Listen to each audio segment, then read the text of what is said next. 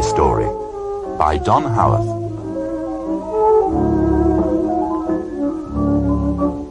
Once upon a time, many years ago, in 1930, a young girl dwelt with her guardians at an old stone farmhouse high on the moors.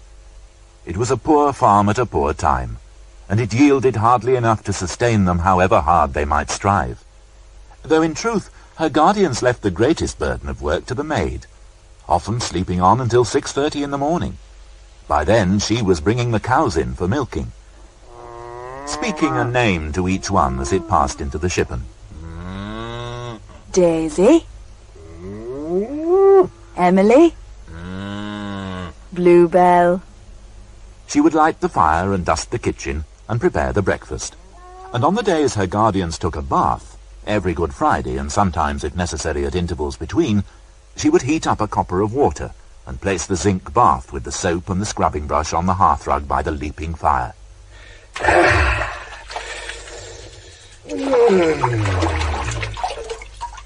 She fed the pigs and cleaned out the hen cotes, and collected the hen's eggs and the duck's eggs and the geese eggs. All day she worked in the fields, until the evening milking when the cows came home again. In summer, when the hay was to be brought in, she returned to the fields after evening milking. In winter she was allowed to sit by the kitchen fire with her mending. She was a happy maid. She laughed and she sang. She enjoyed the companionship of the animals, and in no wise complained of her hard life, though sometimes, when she was about a task that required little attention, raking over the hay or mending a great hole in her guardian's sock, she dreamt that a prince would come over the hill on a black horse and bear her away. The horse that stood at the roadside was not black, but chestnut, and seated on him was not a prince, but the lady of the manor, who was known for her good works, and regarded as something of a fairy godmother in the district. Where are you taking your sheep this winter morning, my dear? To market, Lady Celestia. We haven't enough hay to keep them all till the spring. I've watched you in the fields, child. You work hard and with grace. Thank you, Lady Celestia. Would you like to come and work for me? I need a milkmaid. I couldn't do that, Ma'am. You would rise, I don't doubt, to be some day a parlour-maid. Wouldn't you like that, waiting upon ladies and gentlemen? Oh, I would indeed, Ma'am, but I am obliged by a dying wish to stay with my guardians while I may be of service to them. Your loyalty does you credit, but life should not be all work and duty, don't you agree? Yes, Ma'am. Well, now, look here, I'm taking a coachload of my more diligent young retainers to the county ball. Oh! Would you like to come? Oh, Ma'am, I should love to come. Very well, then. But my guardians would not permit it. I will speak to your guardians. It was the most brilliant night of the season in the county. All the grand people were at the ball with their ladies, the Lord Lieutenant, the Mayor and Mayoress, the Field Marshal, rich red farmers crammed into evening clothes, and shopkeepers transformed from obsequious little men into loud jokers and nifty treaders of a measure. The county hall was hung with coloured lights, and spotlights played across the heads and shoulders of the dancers. The ladies wore beautiful dresses, but none outshone Cindy, with her bright eyes and the lights in her golden hair. She wore a dress of organdy and golden slippers, chosen from a great wardrobe which Lady Celestia kept to clothe the chosen poor on these occasions. When she caught sight of herself in the great mirror, she had to look again to be sure that it was her own reflection.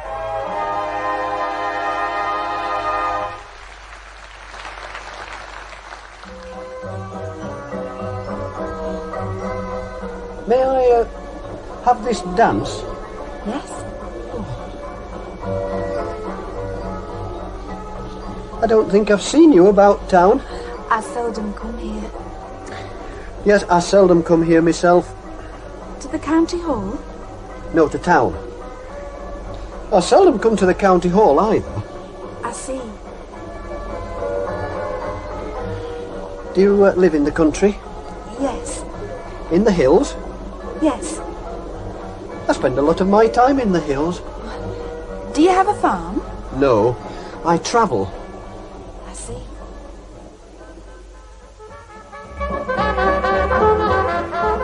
He was ginger and freckled, not quite the dark prince of Cindy's dreams, nor was he masterful of manner, but shy as she was herself.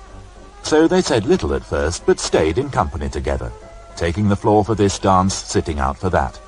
He pacing the circumference of the floor, waiting for her on the rare occasion she permitted another to whisk her off to dance. Their conversation became easier as the hours passed. They laughed together as though they'd known each other for a long time. Supper time came and went. The evening sped by.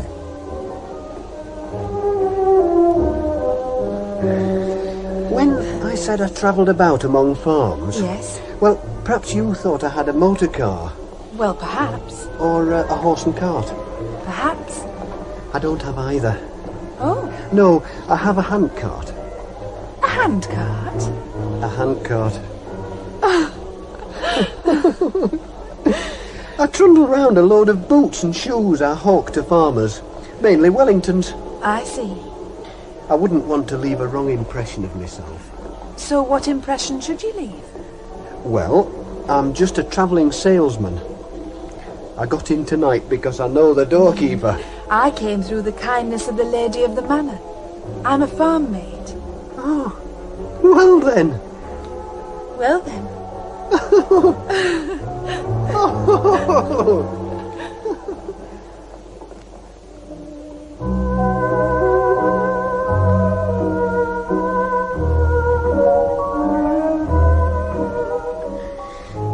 I visit most of the farms in these counties in the course of a year. You must walk hundreds of miles. It's surprising I've never seen you on my rounds. I'm out at work in the fields in the daytime. It's not usually I who answer the door. Then tell me where you live, and I'll ask for you. Oh no. What? Oh no! What? I'm only let out for tonight. Listen, it's midnight. The lady of the manor told us to be at the coach. But where do you live? I don't even know your name. I must fly. Oh, wait a minute, don't run away. Excuse me, please, excuse me. What's it? That's my tail you're stepping on. Oh, sorry, I must catch her. Excuse me, please, excuse Who are me. you pushing, young man? I'm sorry. You've lost your slipper. Wait! You're going without your slipper.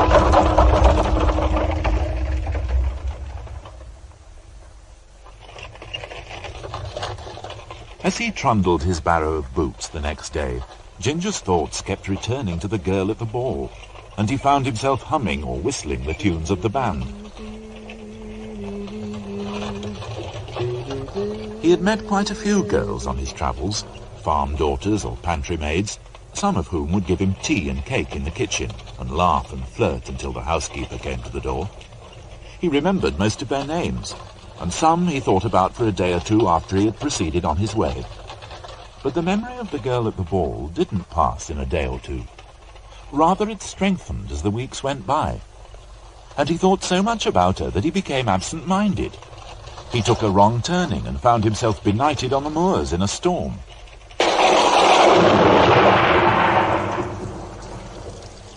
He delivered a pair of hobnail boots instead of slippers to a lady of 92. You bam pot. He forgot what day it was, and trundled out his barrow of boots on the Sabbath, vaguely surprised that those who passed in the square were wearing their best clothes. 6 days shalt thou labour and do all thou hast.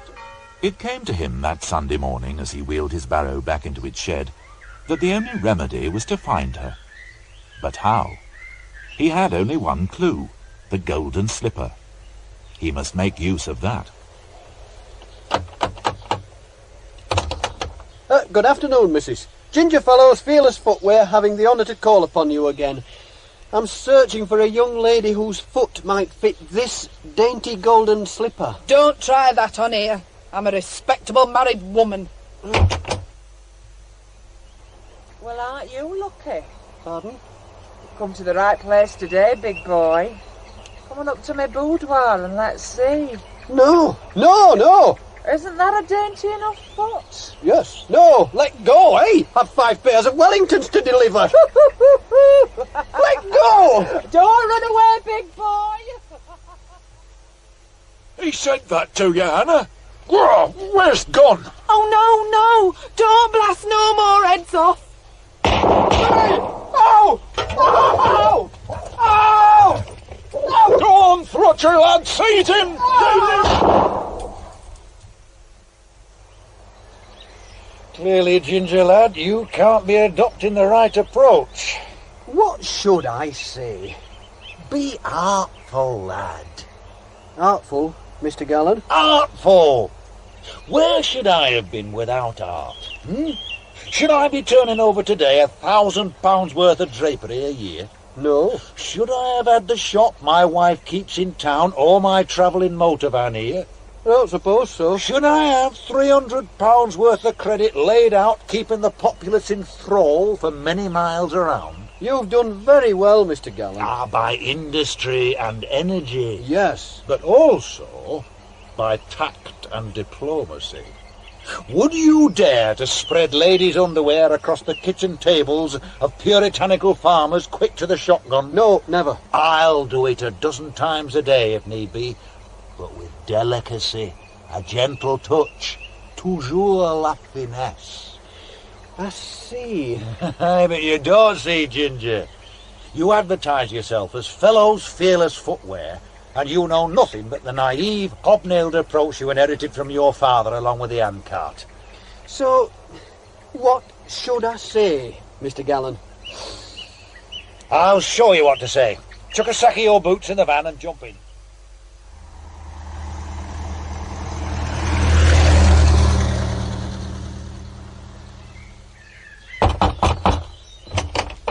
Good afternoon, madam. Bob Gallen, your dutiful draper. The curtains you bought last time round look well. Are they succeeding in keeping the light in the nights? Reasonably so. Well, today, for special customers and in association with long-established financial institutions, we are running in tandem with our associate, Fellowes Fearless Footwear here. Good afternoon. A competition. A golden week to be won through a golden slipper. Produce it, Ginger. Oh, The prize being a week in paradise for the lucky winner. where's that? The Isle of Man. Oh, With consolation prizes of Christmas hampers, garden forks and yo-yos for the runners-up. All may enter free, gratis and without charge or obligation. Extend your foot, please, madam. Mr. Fellowes, try the golden slipper. Right.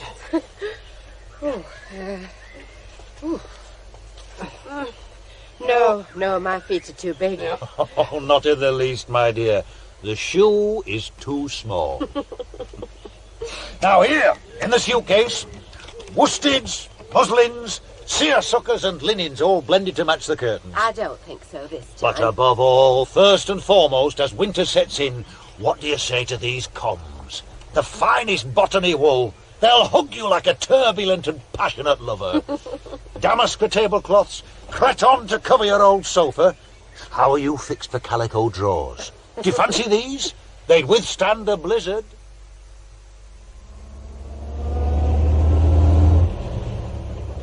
Reflecting on your case, Ginger lad, Yes, Mr. Gallen.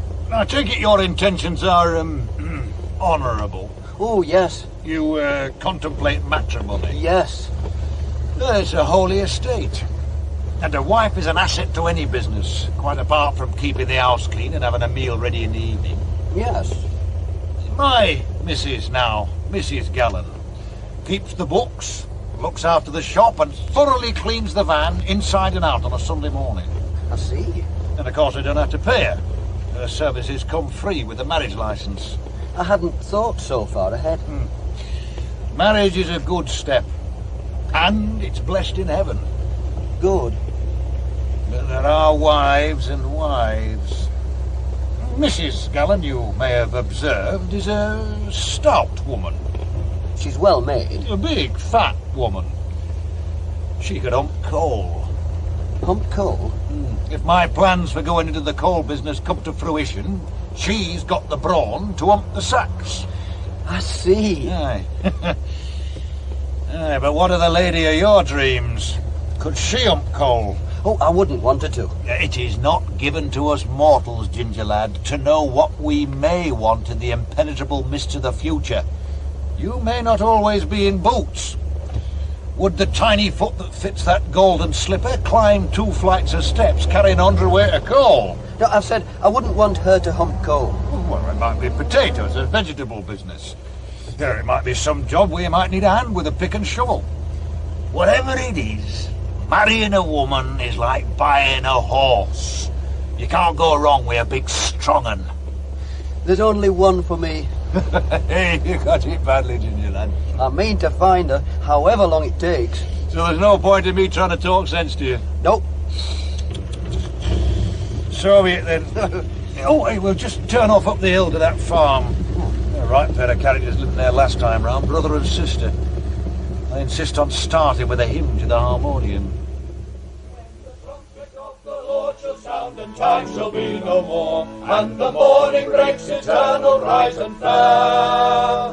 When the saved of earth shall gather over on the other shore, and the roll is called of yonder, I'll be there. Hallelujah! When the roll is called of yonder, when the roll is called of yonder, when the roll is called of yonder. When the roll is called up yonder, I'll be there. Word of prayer, sister and brothers. Eyes down, here we go.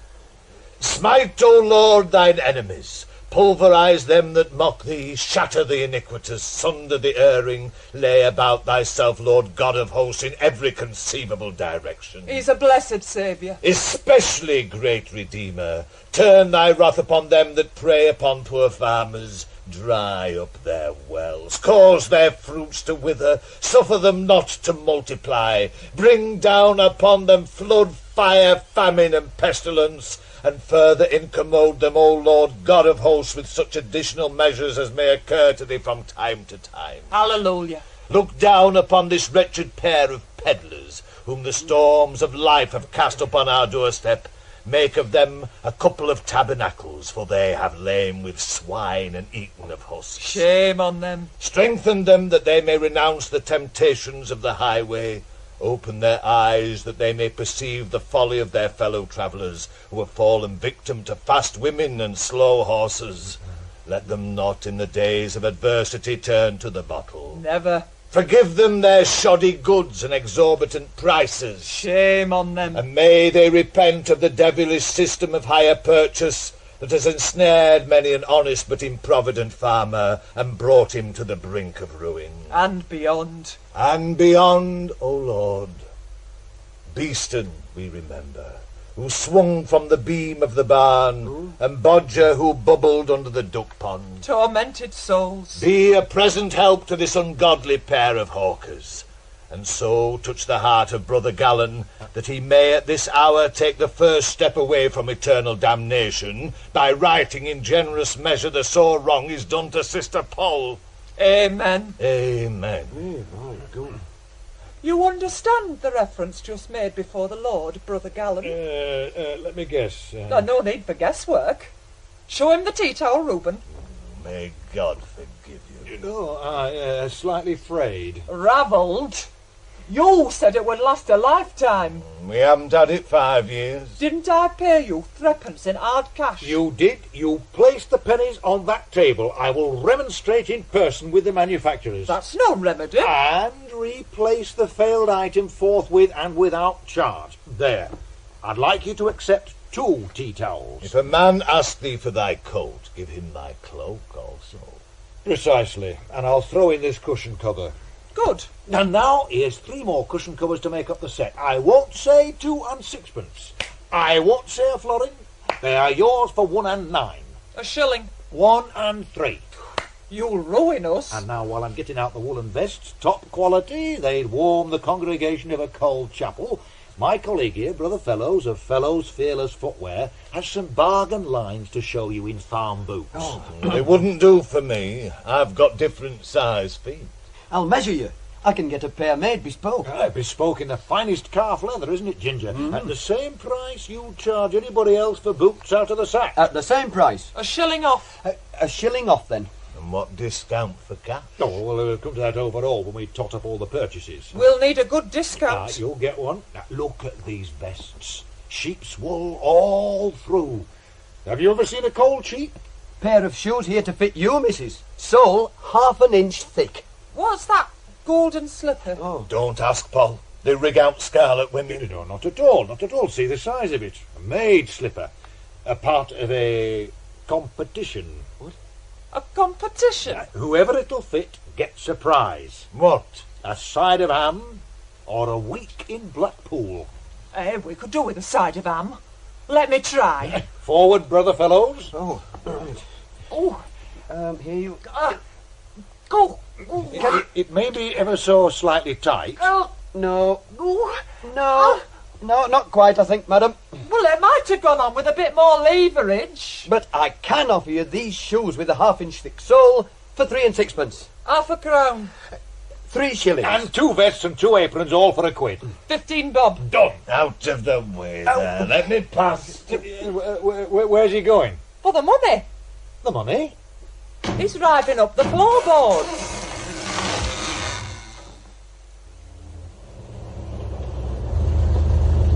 Yeah, not a bad afternoon.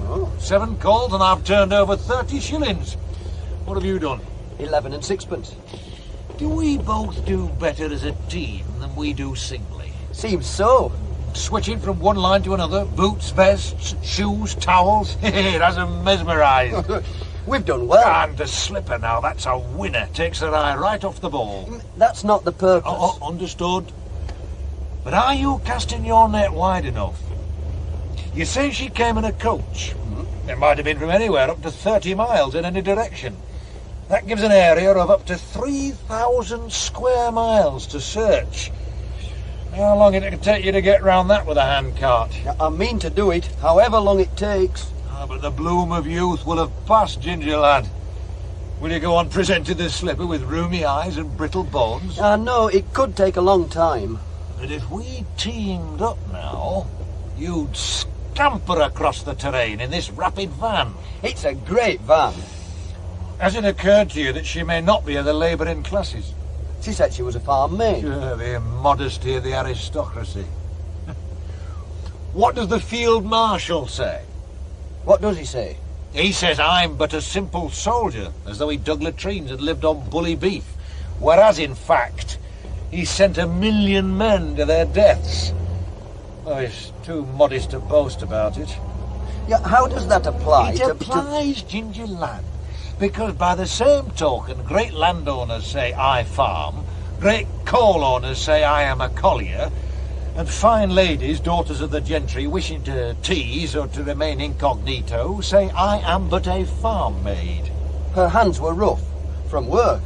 From constantly hauling on the reins, more like. I doubt it. You'll never find out if you go trundling up with your hawker's barrow.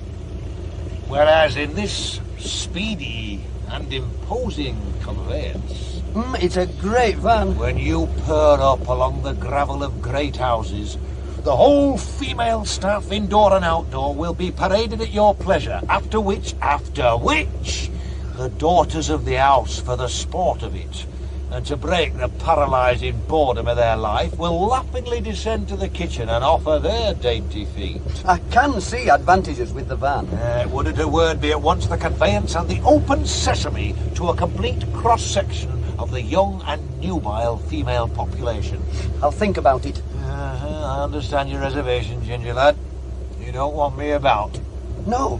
Oh, understandably so. I kept my father out of sight of Mrs. Gallen till she'd signed on the line. That's not it. Wouldn't come on every trip, lad. You take some of my lines along with your boots and the van is yours to use. I want to spend more time in town. As I've said, Mrs. Gallen and I had taken our first hopeful steps towards entering the coal business. And I've another little enterprise going. I invest in wrecks. Wrecks? Ships that sink in the night. I'm moving cautiously into the business of buying shares in wrecks. The sea claims most of them, but one day we hope we'll salvage a cargo that'll make us as rich as Maharajas. Oh, I wish you luck. To which grand dames peddling drapery across the moors is becoming a distraction. But I've never mastered the motor car, Mr. Gallen. Oh, a few pedals and knobs I could teach you in a week. I'd like to learn. Better you at the wheel than me. My eyesight's not what it was. I hit gateposts and knock people down, which isn't good or kind. No. Nor is it good for business. No. People are less inclined to buy when you just knock their old grandfather into the horse trough. So Ginger began to widen his search with the aid of the van, which, as Bob had foreseen, increased not only his range, but also his acceptability at the richer houses. Young ladies of the house, as well as the maids, came giggling to the van, and many lingered longer than was strictly necessary. But although pleasant to all, Ginger had set his heart only on her whom the golden slipper would fit, and she, alas, was not to be found in all his travels. He would break suddenly. His heart stopped at the sight of some young girl passing on the pavement or working in a field. Many, seen without the blur of motion, proved to be quite pretty, but none was the girl at the ball. On one of the occasional days that Bob Gallen was travelling with him, Ginger applied the brakes so hard that Bob went through the windscreen.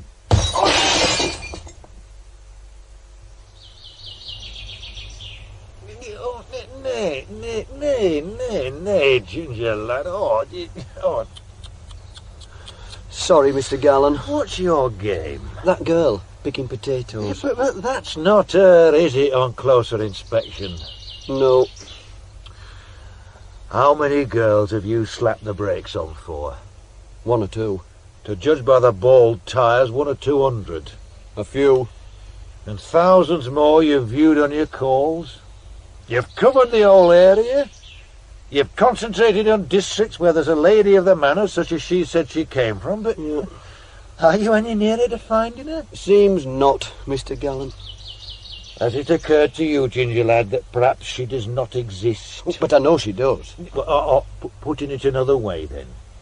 Do you think it's possible you've already seen her perhaps a number of times and not recognised her?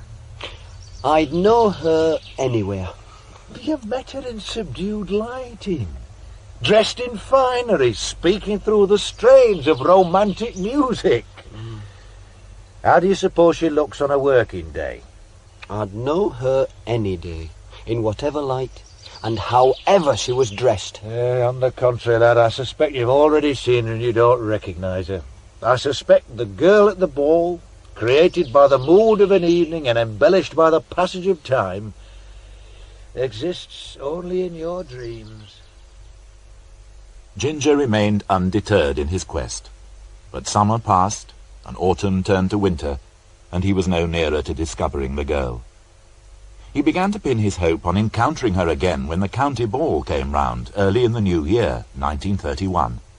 He longed for Christmas to pass.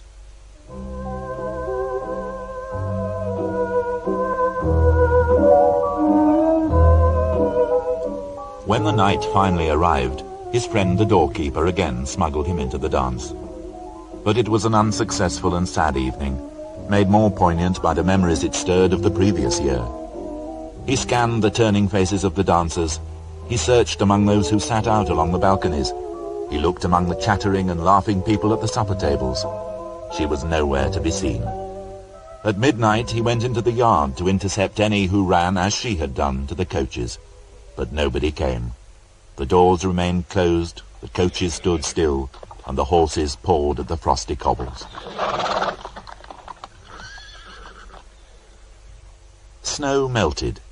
Crocus and daffodils came out. Another summer arrived. Ginger was by now on his beam ends, having spent much time and energy on the search to the detriment of his business. Bob Gallen was equally broke. He and his wife had come unstuck at their incursion into the coal business, and none of the wrecked ships in which he held shares had come to the surface. So things came full circle, and a year after their first visit, Ginger and Bob Gallen were back at Brother Reuben's tumble-down house in the hills.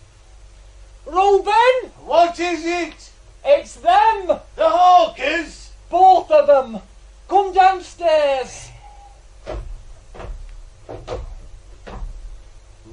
Are you both keeping in good fettle? Does he sound in good fettle? He's making heavy weather of the stairs. You've hobbled him. Hobbled him? Crippled him for life. He's here, Reuben. The one you've been waiting for. Me? Not you, Brother Gallen.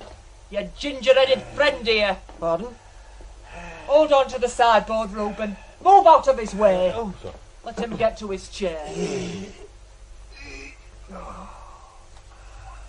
Show him your boots. Oh, You might well say, oh. Oh, what's up? feet have got mixed up. The feet are as God made 'em. Different sizes. The boots look different sizes. They are.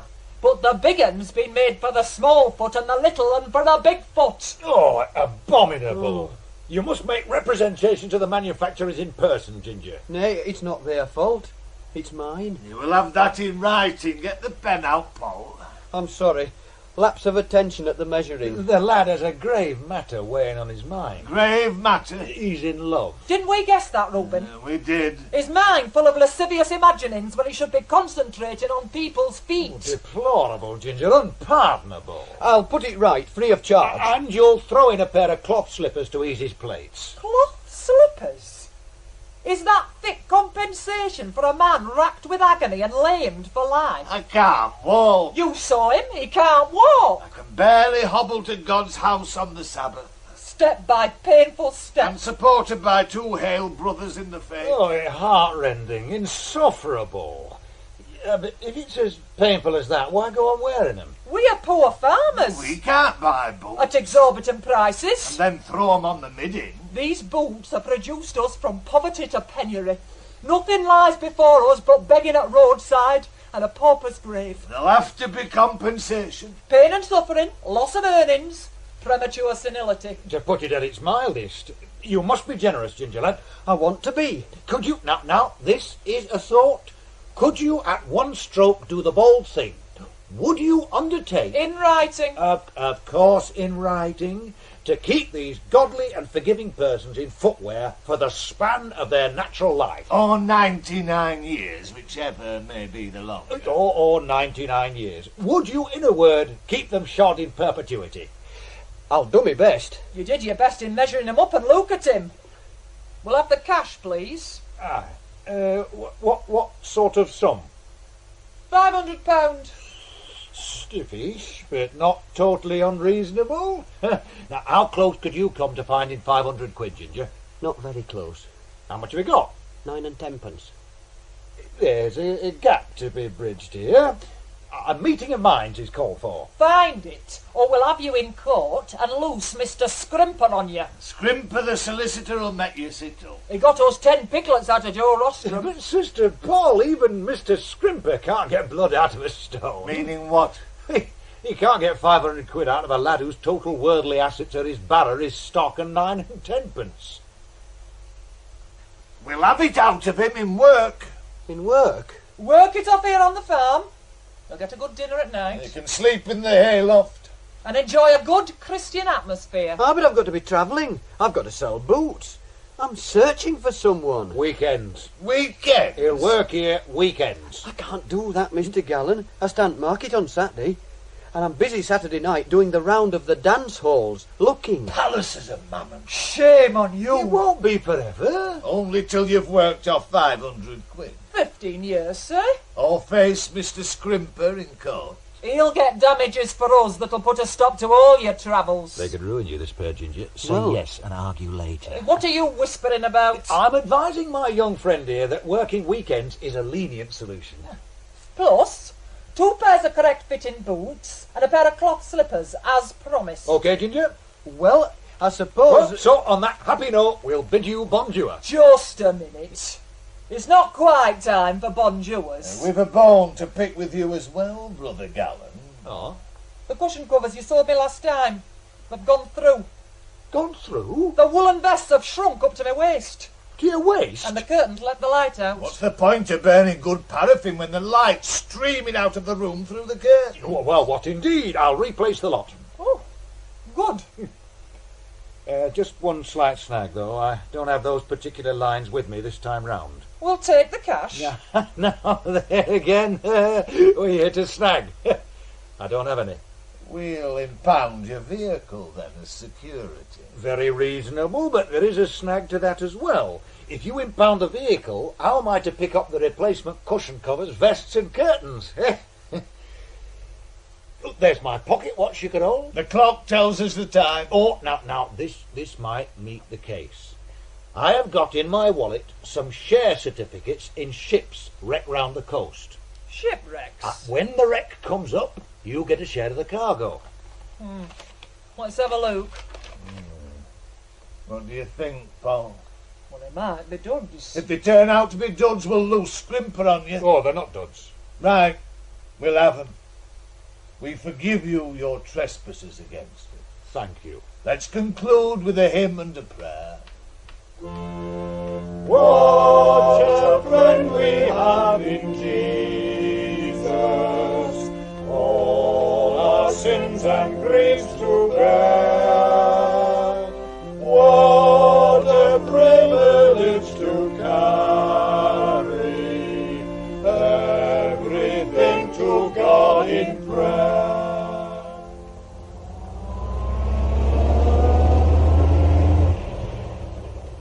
I just won't turn up on Saturday. It's slavery. It's back to the cotton plantations. Then they'll sue you. Let them. How are you going to fight an action with 9 and 10pence? I can't. And then they'll get the verdict. They'll ruin you. You'll be bankrupt, out of business. I don't care about business. But suppose you found her. How could you provide for the lady of your dreams if you were bankrupt, debarred even from selling a trayful of matches? I don't know. Another thing. I can't let you have the use of the van for the next few months, so I'm afraid your wide-ranging days are over anyway. Oh, that's for you to say. Well, the fact is, Mrs. Gellan and I have come a nasty cropper with the coal business, and I've got to raise cash fast. Can't afford to share the van with you, and I can't afford to plod from door to door. It's a case of loading up with your own best-selling stock and belting round the best-paying customers. I can see that. Yeah, Mrs. Gellan is keeping the shop, and she's doing a stint till midnight humping skips in an all-night laundry. I'm sorry it's come to that. In fact, I was going to have touched you for a loan, but if you've only got 9 and 10pence... I could lend you 5 bob. Oh, you're a gentleman, Ginger. It'll pay for the petrol. They'll relent. Who? Brother Reuben, Sister Paul. They'll get fed up of having you hanging around the place on dark winter days when all the animals are in the byre and there's nothing to do but watch the snowfall. Next winter, do you think? Well, perhaps not as quick as that. Perhaps when the pain wears out of his feet. 6 or 7 years, say. Oh, no. Young ladies come and go, Ginger lad. Not with me. But business is business. Don't let it slide further than you need.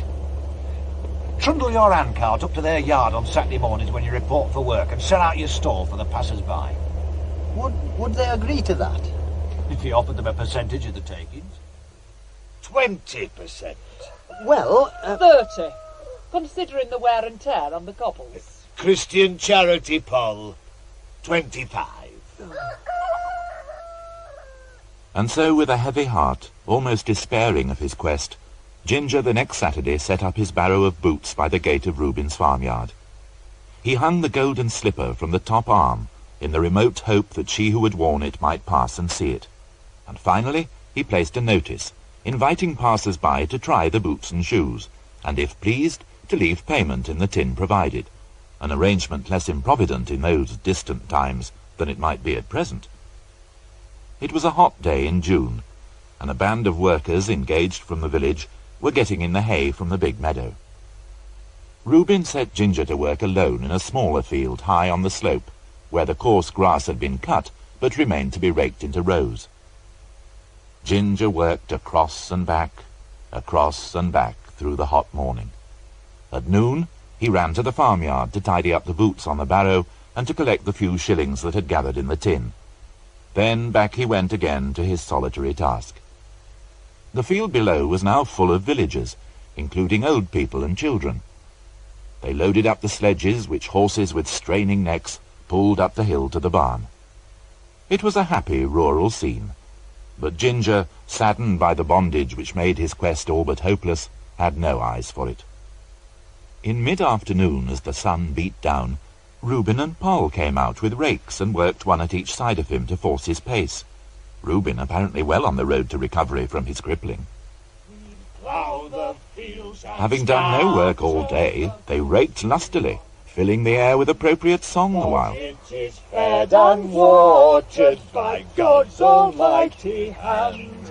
He sends the snow in winter, the warmth to swell the grain, the breezes and the sunshine and soft refreshing rain. Note that, brother. Pardon? We plough, we must do our share, By the sweat of thy brow shalt thou eat bread. but only God's grace can make our efforts prosper. Except the Lord build the house, they labour in vain that build it. Except the Lord keep the city, the watchman watcheth but in vain. All good gifts around us Are sent from heaven above, then thank the Lord, oh thank the Lord for all his love. Now see if that doesn't encourage you to get on a bit faster. I want it all in rows before sunset. Reuben, with only the slightest of limps, and Poll made their way back from the field to the cool of the farm buildings, leaving Ginger alone to rake on for the rest of the afternoon and into the evening. About 5 o'clock the meadow below emptied. Poll and Reuben being strict teetotalers, the haymakers had been provided not with the traditional beer barrel, but with watered lemonade, which proved to be too thin a fuel to sustain them through the stifling day. At opening time they surged down to the pub, leaving only one of their number to rake up the remaining hay. In the whole of the Saturday evening landscape, there was now only one person at work in each of Reuben's meadows. Below in the valley, Sharabang set off for dances in the town, and hearing the young voices, Ginger despaired. Towards sunset he reached the wall, and for a moment rested his weary limbs and watched the worker below. There was something familiar in her movements. Oh, that is her, he thought. But then he thought, it can't be. I've got a touch of the sun. But at the end of her row she turned and lifted her face. And indeed it was she. She saw him, and they met at the wall. Oh, I've been searching for you everywhere. I've been waiting every day for you to come. Then come with me and be my love. Oh, there's nothing in this world I would love more. Let's run away now, this evening. I would, but alas I cannot. You shall not wash dishes, nor yet feed the swine. Thank you. And I'll never ask you to hump coal. But I must stay with my guardians. Down in the village? No, here at the farm. Then your guardians are... Cousin Reuben and Cousin Poll. Oh, no. Cousins? I was an orphan. I was adopted by my old uncle, and when he died, his children, Reuben and Poll, became my guardians. Oh, no. Do you know them? I'm their new serf. Sir? For hobbling him. The boot salesman? Mm. They spoke so badly of him, I never dreamt it could be you. And I never dreamt you could be here. Why have I never seen you? I do my work in the house before breakfast and in the evenings. I'm out working in the fields most days. While they sing hymns round the fire. Oh, no. You're their serf, too. No, they're kind. They feed and clothe me and allow me to go out to Sunday school on Sunday afternoons. Drop your rake. Let's run away. Oh, I can't. I promised my dear uncle on his deathbed to obey his children who became my guardians and to stay with them for as long as I might be of service. Then I'm in bondage for 15 years, and you for life. Or till I'm no longer of service. We'll sort this out. I'll speak to them. Oh, you mustn't, for then they would banish you, and we should never meet again. And so Cindy and Ginger kept their love secret, so they might be together for passing moments on Saturdays and Sundays. These weekends of servitude, whose prospect had made Ginger despair, became the happiest days of his life, and he was impatient for the passing of the days of the week which went by in an absent-minded haze. They didn't dare to talk together under the watchful eye of the guardians, and some weekends they had to be content with an exchange of glances as they passed carrying pails or implements in the course of their work. Then, when the summer was gone, Brother Reuben gave Ginger a job to occupy the years of his sentence. Rebuild the walls from end to end. Let it be a monument to you, so your sojourn in this vale of tears won't be entirely bootless. I'll need mortar. Dry stone walling is the tradition. But that's an art. Then you'll have time to acquire it. The job banished Ginger to the edge of the moors. But Cindy, who was a simple girl, learned sufficient artfulness to find excuses to gather sheep or to drive cattle where he was working. And thus they were able to keep their trysts beyond the eyes of Brother Reuben and Sister Poll, who kept to the fire now the colder weather had arrived. For them, too, the shortening days were made happy by the unexpected raising of one of the wrecks in which they held the share certificate left as security by Bob Gallen. The cargo was salvaged, and they received £300 in cash, which Reuben, by instinct, promptly nailed down under the floorboards.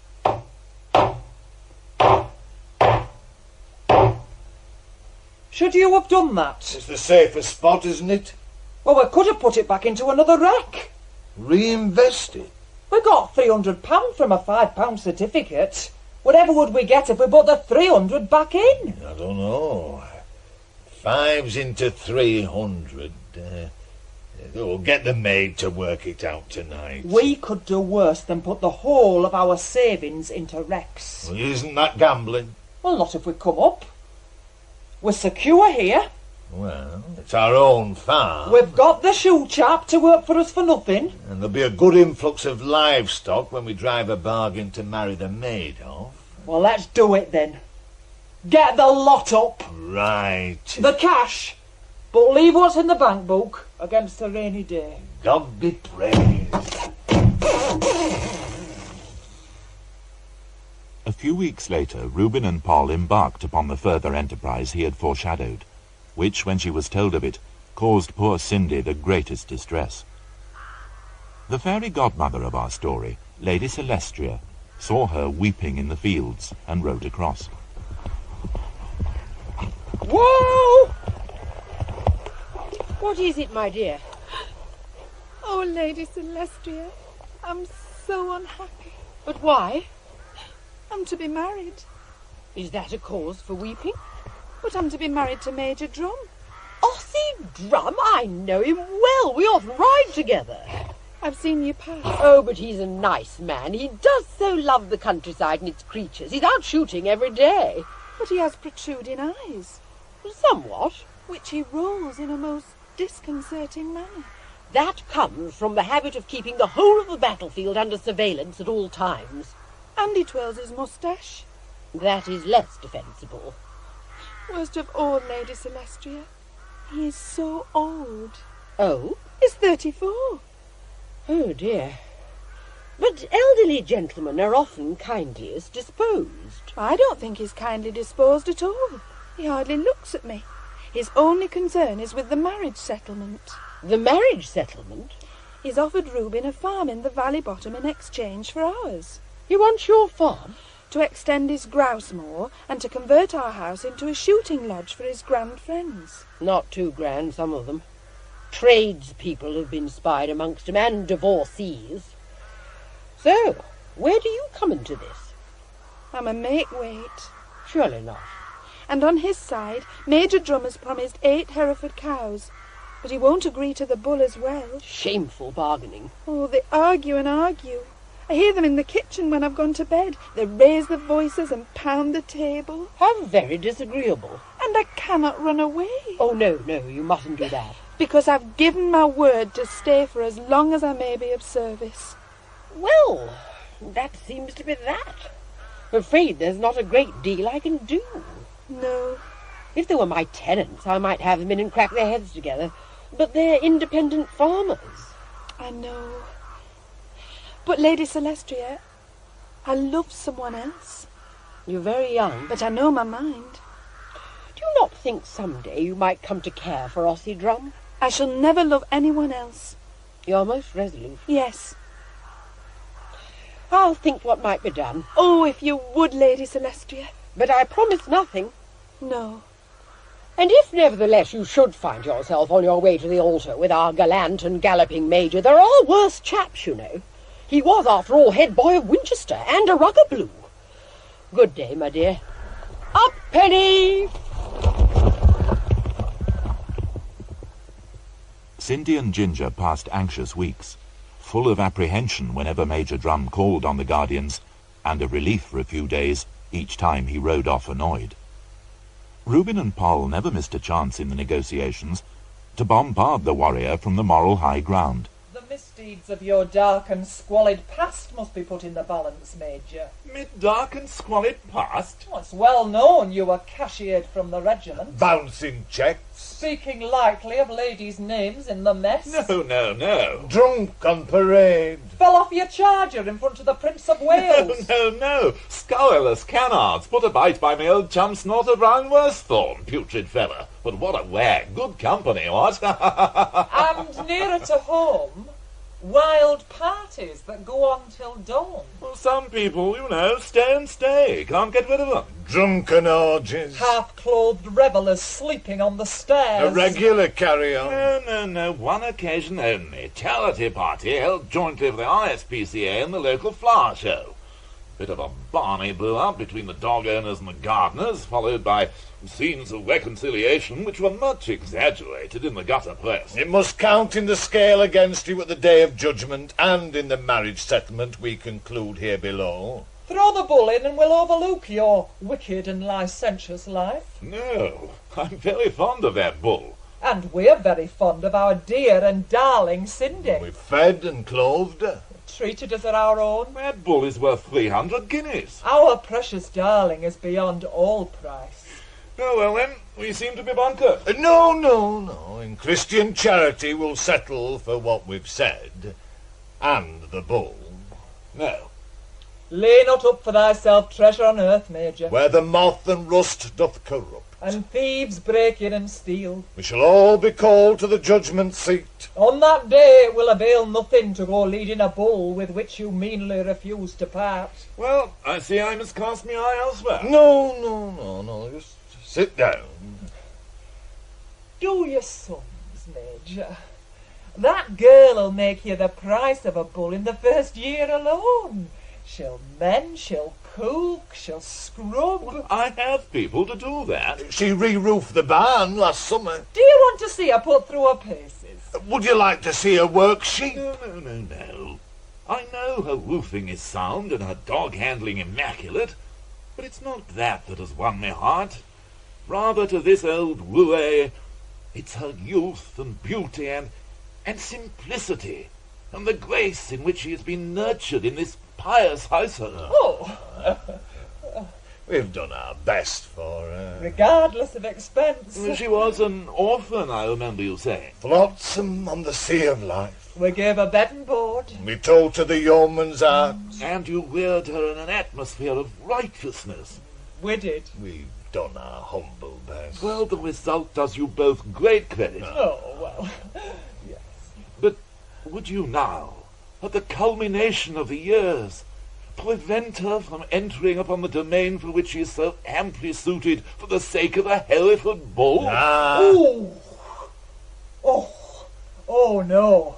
You don't get round us like that. We know the serpent tongue of flattery. We spot the cloven hoof. Very well, then. I shall have to cast my eye elsewhere. You've already cast it elsewhere and in many directions. The schoolmistress. I'm a school governor, damn it. Oh, does that entitle you to leave your horse tied up outside her house at 1 o'clock in the morning? And Bertha Green. Her brother gave you a hammering behind the Star and Garter. No.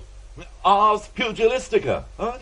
The manly sport, bare knuckles for a sporting wager for 8 pints. Not to mention all the maids sent away from the house with their boxes, in disgrace. Well, nobody's perfect. Youthful misdemeanours. But you are no longer youthful.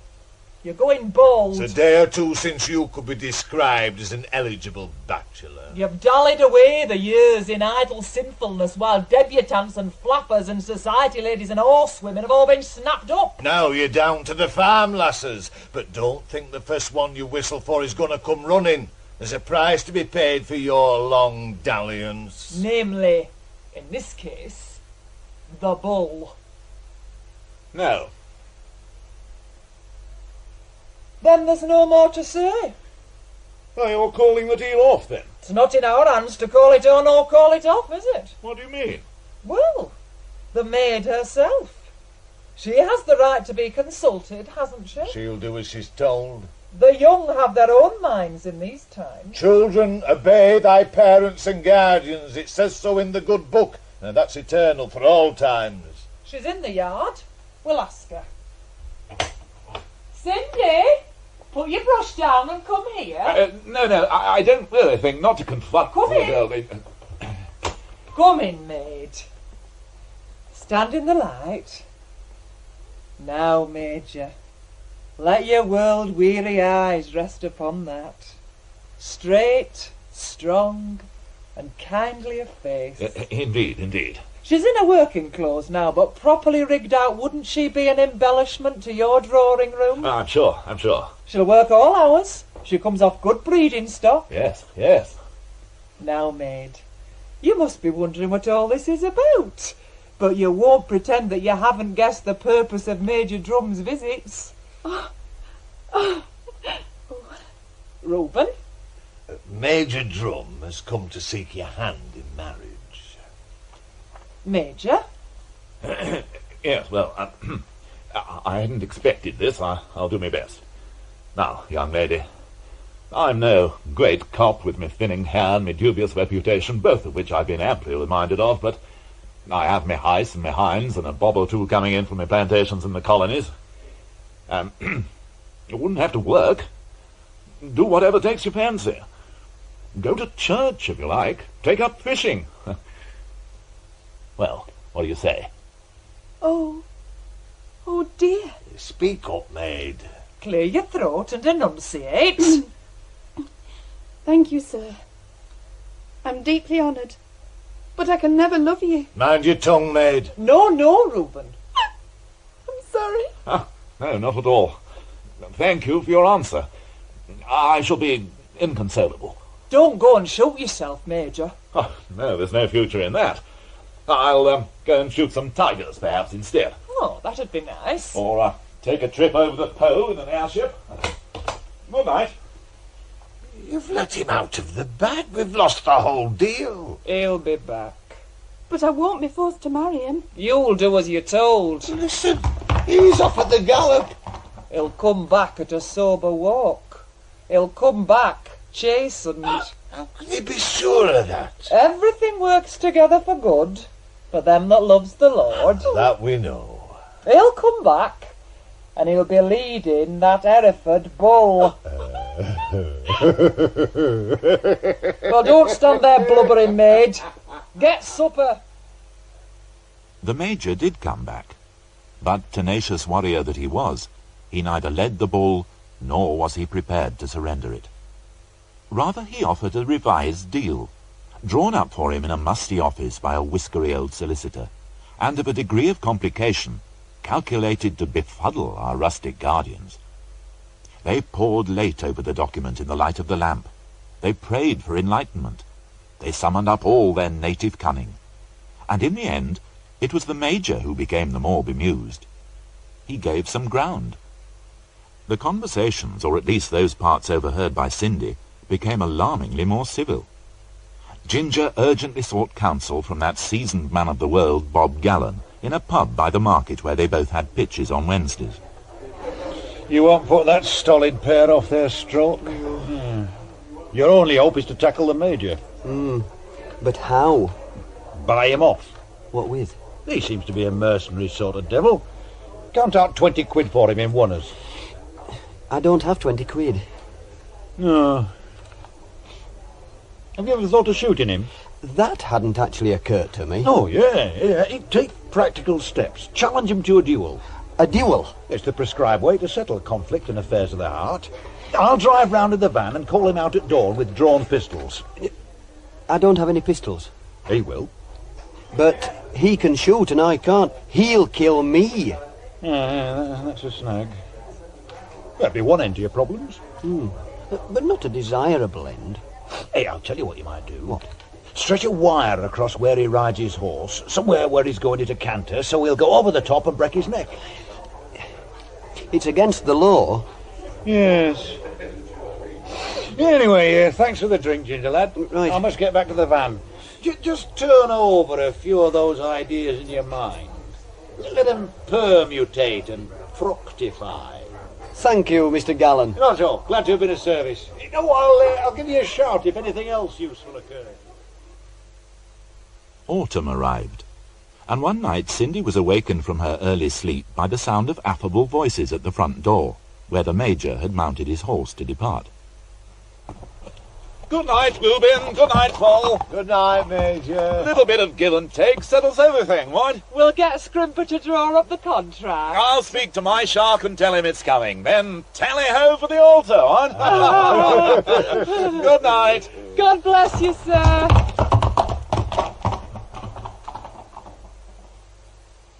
Poor Cindy wept herself to sleep, and the next day did her work so negligently that she several times felt the weight of Poll's tongue.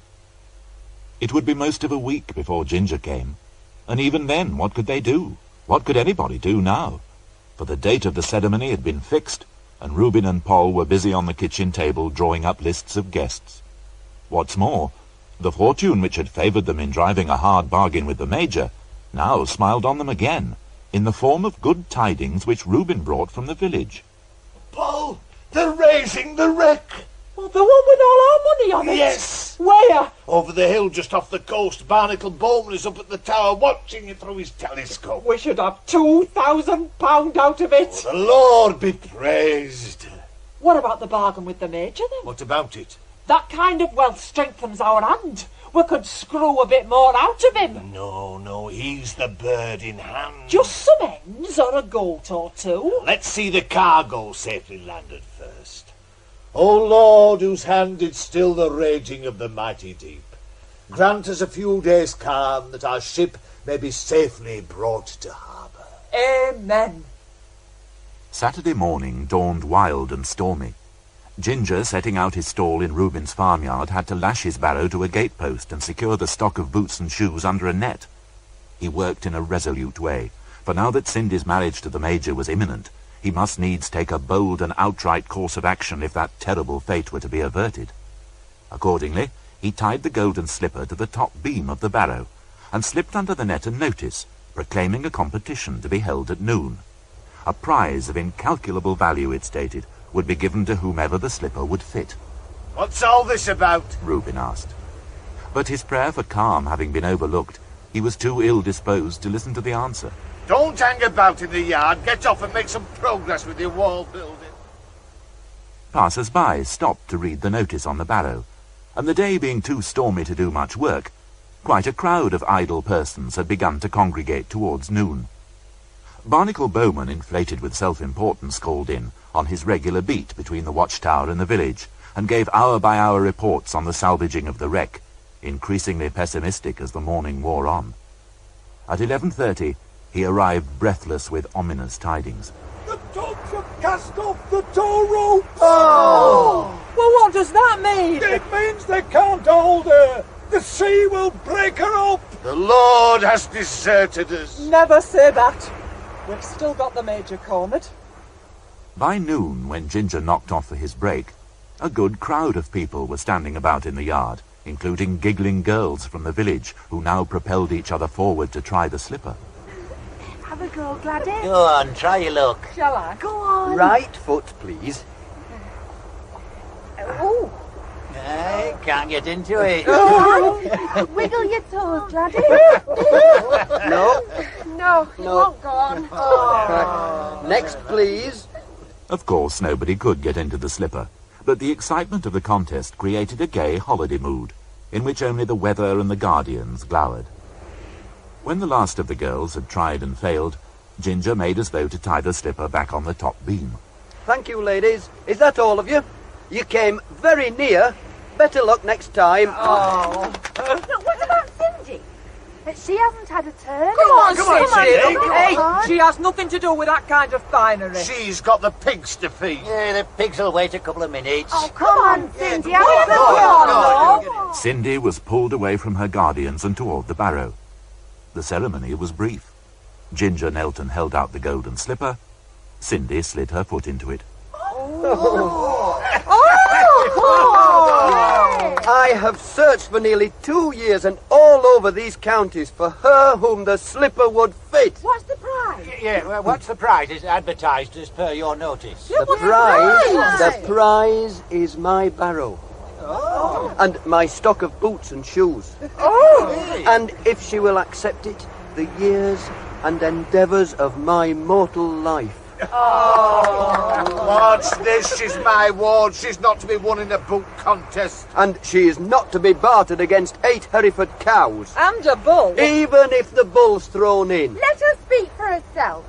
A woman's lot should not be decided by an argument between men. She's an advanced thinker. Speak up then, Cindy. What's your choice?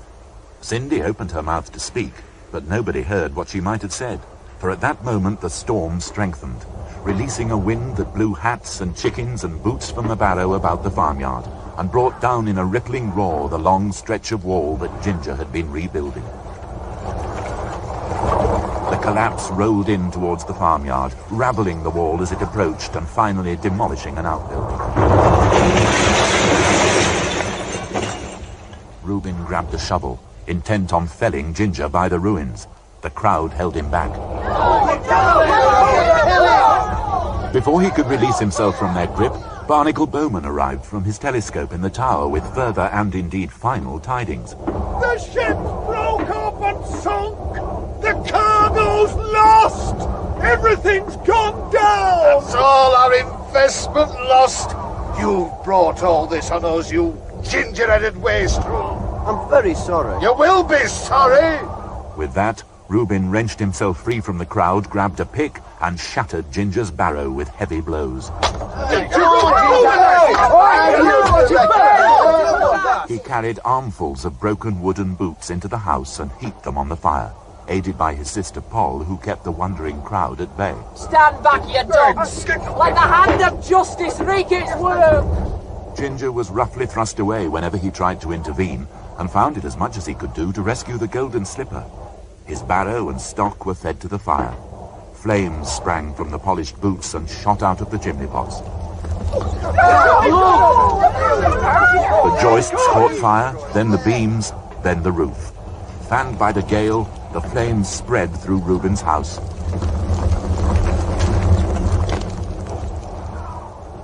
Out on the moors, riding together, Lady Celestria and Major Drum saw the tower of smoke. They cantered to the farmyard, where they immediately set about organizing the people who were already there and the yokels who were arriving from surrounding farms. Man the bucket! Grab a bucket. Form a human chain for the heist. Let the pigs out. Ship the cows out of their byre. Pass the water quickly and carefully. Don't slop into each other's boots. What are you standing about for?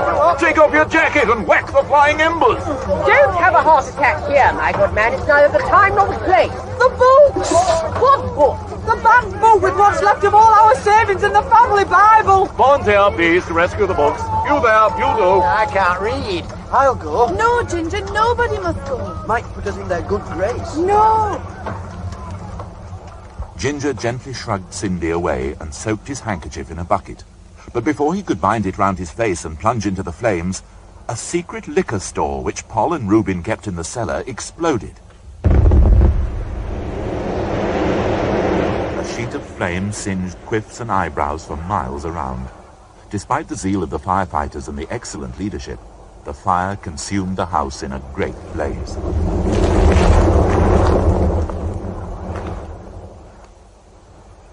In the wind, the embers glowed and flickered. The Major mounted his horse. Hard luck, Reuben, old chap. Hard cheese. We've tried to be good servants of the law. Happens to the best. Well, looks as though our little bargain's off. Off? What do you mean off? Well, the basis of it has just gone up in smoke before our very eyes. Sorry, Cindy gal. Hate to seem ungallant, but business is business, right? Get up, Emperor! Reuben, Poll, Don't you come with your soft soap. You're the one who's brought all this upon us. Oh, no. We've lost the house, but I'll make you comfortable and at home in the pigsty. You're no use to us. You've never been no use to us. That is all I wanted to hear, despite the double negative. If you're of no use, my dear, you can no longer be of service. You are free of your bond. Am I? But how can I leave them? If you don't go now, you'll never go. Get gone with you. It's a plot. Run, children, run. I'll speak to Run, them. go on, run. Let them pass. Take that shotgun from Ruben. Get off. Run. Get away.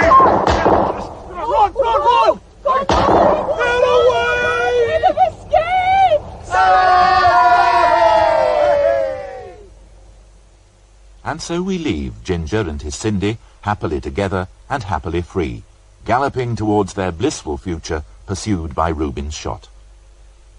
It's pleasing to relate that from that vexed moment, all our characters lived happily ever after. Brother Reuben and Sister Poll, having lost their home, their savings, and their little drudge, turned at last to honest toil, and were duly rewarded by the outbreak of the war in 1939, and the arrival of the black market in farm produce which made their fortune. Praise God from whom all blessings flow. Praise Him, all creatures here below. Lady Celestria joined the household cavalry and rose to high rank. The Major, more prudently, got a job with the Ministry of Information, carrying a petrol ration, which enabled him to motor round village halls delivering morale-raising lectures on grand strategy to sparse audiences of deaf old people. On the return of peace, Reuben and Poll became his neighbours, moving into a big farmhouse in the valley bottom. They bought a Ferguson tractor and a Jowett Javelin motor car. They acquired a cheque-book to spare the wear and tear of the floorboards. They became communicants of the Church of England and members of the Hunt. Tally-ho! All the knobs of the district called for tea. Milk or lemon, Colonel? Do pass the cake, Rue. They reached the social heights when their house was chosen for the county ball.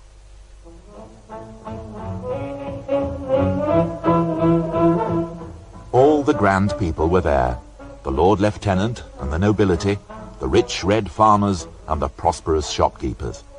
Lady Celestria, and Major Drum, just back from Kenya with an ear missing, shot off while hunting big game.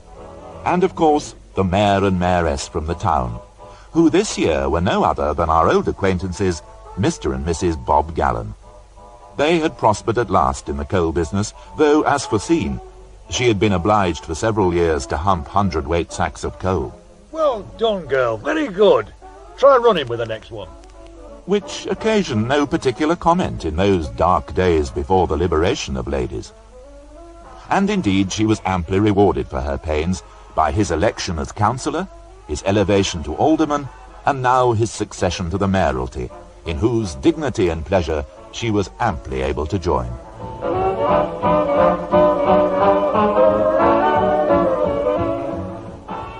As for Cindy and Ginger, theirs was a happy life, but one, it must be confessed, that after the romance of their early days was somewhat prosaic. They had a shoe shop in town, with a small brick house in a small, neat garden in the suburbs, and there they brought up 4 pleasant children. In old age, Ginger went white, and eventually sold the shop to a multiple, which, by the decision of a public relations director with a feeling for the whimsical, retained the name, the Golden Slipper. Few of the crowds of shoppers who pass in the precinct any longer remember the reason why.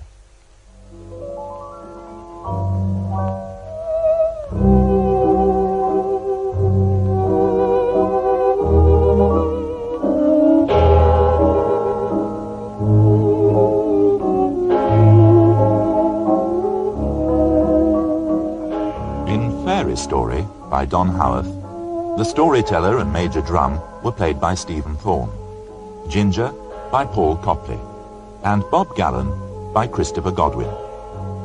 Cindy was played by Julie Higginson, her guardians by Malcolm Hebden and Barbara Martin, and Lady Celestria by Bridget Forsyth.